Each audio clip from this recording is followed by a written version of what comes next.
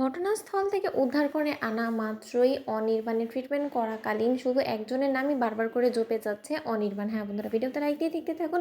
ঘটনাস্থল থেকে উদ্ধার করে যখন পুলিশরা অনির্বাণকে হসপিটালাইজ করে, ঠিক সেই মুহূর্তে ডক্টররা যখন অনির্বাণকে ট্রিটমেন্ট করতে থাকে, ঠিক সেই সময় অনির্বাণ বারবার করে বিড়বিড় করে বলতে থাকে রায়পূর্ণার নাম। ঠিক সেই সময় ডক্টররা বলতে থাকে যে দেখুন, উনি যার নামটা বলছে ওনাকে শীঘ্রই ওনার সামনে এনে আর দাঁড় করাতে হবে, নয়তো অনেকটা দেরি হয়ে যেতে পারে। কারণ পেশেন্ট যদি একবার সেন্সে ফিরে এসে উত্তেজিত হয়ে পড়ে, তখন কিন্তু সিচুয়েশন আমাদের হাতে থাকবে না, আর আমরা কোনো মতেই পেশেন্টকে সুস্থ করে তুলতে পারবো না। ওদিকে এই কথা বলা মাত্র যখন সিস্টার বাইরে গিয়ে পুলিশদেরকে জানায়, ঠিক সেই সময় পুলিশ অফিসার বলতে থাকে যে তাহলে একবার ওনার বাড়িতে গিয়ে আমাদেরকে ইনভেস্টিগেট করতে হবে যে উনি যার নাম নিচ্ছে সে আসলে কি, তার পরিচয়টা বের করতে হবে। ঠিক এই কথা বলা মাত্র যখন অনির্বাণ বাড়িতে গিয়ে পুলিশ অফিসাররা কোয়েলকে বলতে থাকে যে দেখুন, এটা কি অনির্বাণ সিনহার বাড়ি? তখন কোয়েল বলতে থাকে যে হ্যাঁ, আপনারা কিসের জন্য এখানে এসেছেন বলুন, তার নাম কেন নিচ্ছেন? তখন পুলিশ অফিসার জানায় যে দেখুন, ওনার সড়কে একটা অ্যাক্সিডেন্ট হয়েছে, আর তার ফলে উনি যথেষ্ট পরিমাণে আঘাত পেয়েছে, বিধায় আমরা তাকে হসপিটালাইজ করেছি। এখন সে বারবার করে রায়পূর্ণার নাম নিচ্ছে। এখন সে কে, যদি তার পরিচয়টা আমরা জানতে পারতাম তাহলে আমাদের বুঝতে সুবিধা হতো। দেখে কথা বলা মাত্র কোয়েল বলতে থাকে যে না, অনির্বাণের এই বিপদের দিনে যদি আমি একবার রায়ের আগে সেখানে পৌঁছতে পারি, তাহলে অনির্বাণের মনে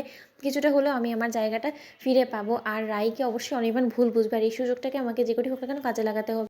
ওদিকে কোয়েল মিথ্যাচার করে রায়ের পরিচয়ে যখন পুলিশের সাথে হসপিটালে গিয়ে পৌঁছয়, ঠিক সেই সময়ে ডাক্তাররা বলতে থাকে যে ও তার মানে আপনি ওনার ওয়াইফ, আপনার নামে উনি বারবার করে বলছিল, আপনি বরঞ্চ ওনার সাথে একটু সময় কাটান, তারপরে না হয় আমরা আবারও ফিরে আসছি, তখন আমরা দেখবো যে ওনার রেসপন্স কেমন। ঠিক সেই সময় অনির্বাণের মাথায় হাত দিয়ে কোয়েল বলতে থাকে যে অনির্বাণ, তুমি যার কথা মনে করছিলে সে আর কোনোদিনও তোমার কাছে যাতে না আসতে পারে, সেই সকল দরজা আমি বন্ধ করে দেওয়ার জন্য এখানে এসেছি। ওদিকে রাই যখন এক পর্যায়ে প্রত্যেকটা কেবিন কেবিন খুঁজতে খুঁজতে এক পর্যায়ে পাগল, ঠিক সেই মুহূর্তেই হঠাৎ করে অনির্বাণের কেবিনে দুর্ভাগ্যবশত ঢুকে যখন অনির্বাণ এবং কোয়েলকে একসাথে দেখে ফেলে রাই, ঠিক সেই মুহূর্তেই রাই বলতে থাকে যে ও তার মানে যার আসলে প্রথমে আসার তাকে না পেয়ে তুমি তোমার অল্টারনেটকে খুঁজে নিয়েছো অনির্বাণ।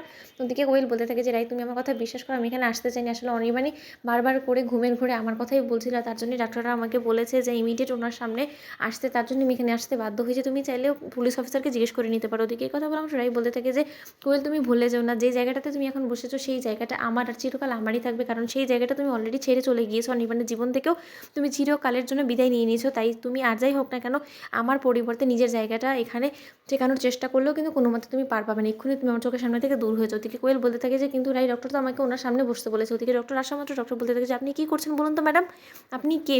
উনি বারবার করে ঘুমের ঘোরে রাই বলছিল, আর তার জন্যই আমরা ওনাকে এখানে বসিয়েছি, আর আপনি এখান থেকে ওনাকে দূর দূর করে তাড়িয়ে দিচ্ছেন বলুন তো। তারপরে যখন ওনার সেন্স ফিরে আসবে, তখন উনি যদি ওনাকে না দেখতে পেয়ে উত্তেজিত হয়ে পড়ে, তখন কী হবে বলুন তো? তখন রাই বলতে থাকে যে উনি যে পরিচয়টা দিচ্ছে সেই গোটা বিষয়টাই মিথ্যে, কারণ আমি অনির্বাণের বর্তমান ওয়াইফ, তাই আমার অধিকার আছে। তোমাদের ভিডিওটা ভালো লিখতে লাগলে তুমি শেখার সুযোগ বলো না।